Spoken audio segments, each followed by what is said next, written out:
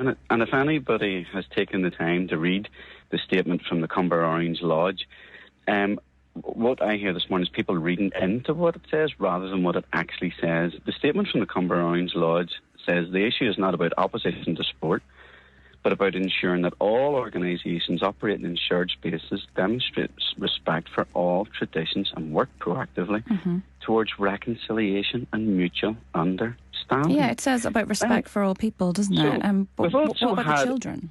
We've also had it portrayed this morning that that the Orange Lodge have prevented it from taking place. The Orange Lodge, in their statement, haven't made a threat of protest. No, I don't think anyone said that. Action. No, to be fair, no one said that. They haven't made a threat of militancy. And they have simply said that they can't support the GAA being active in their area while it still has all the paramilitary paraphernalia attached to it that it refuses to address. And they're real issues. To think that the local Orange Lodge or the local unionists in Cumber should just be expected to accept that you can have under-12 tournaments named after IRA men who were shot with while carrying AK-47s by the SAS, that's not acceptable. To ask the local unionists to accept the GAA, for example, who would call under-15 tournaments after an IRA leader, Joe Cahill, who was in charge at the time of Bloody Friday, that's not acceptable. To ask unionists to accept then GAA Rule 1.2 that the basic aim is strengthening of the national 32-county identity, that's not acceptable, and nor will we take any lectures from the Alliance Party who seem to be hypocrites on this issue. The Alliance Party in the past have said that paramilitaries are a cancer in our society. They have no place in our community. That was John Blair said that. Source at Eastwood Sorry, has Ron, also just to remind you, though, we're talking about children. But we're talking about the children GAA. playing cricket in Cumber. The Orange Lodge statement was clear that they're not against ticket. They're all for the promotion of sport and youth engagement, and it's widely supported across all sectors of society. So what you're trying to do is you're trying to read into the statement what you want it to say and not what it actually says. So Source at Eastwood had said that of loyalist paramilitaries, such groups should not exist, nor organisations normalising them. But everything you're saying... So Chris, what you're doing is you're making it down to individuals.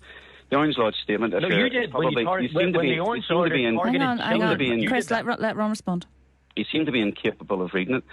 He's not. Let's not get personal now. An organisation. You're making this about individuals. Now, the GAA have come on a journey. They have got rid of some of the rules that would have been problematic for unionism going forward. The GAA had banned its members from playing all other English sports, and that was done away with in 1971. The ban on security force members was lifted, I think it was about 2001, 2005. That was to be welcomed. But there's still a ban in place, even though it's relaxed for the likes of Croke Park, but there's still a ban on smaller facilities allowing non-GAA events onto their ground. So this is about an organisation. Don't let Chris make it about individuals, because it's about an organisation. But what the Orange Lodge done when they released their statement, they made it a standoff statement. They didn't turn up at the pitches. They didn't turn up in the area. They made a statement away from the event, didn't ask for protest, didn't ask for action, didn't ask for militancy. They simply said they don't support the GAA being accepted as everything's normal to events in the area. They should be allowed to do that. That's not unreasonable to say that we don't support the GAA. They said they would view it with regret. That is not harsh words targeting children.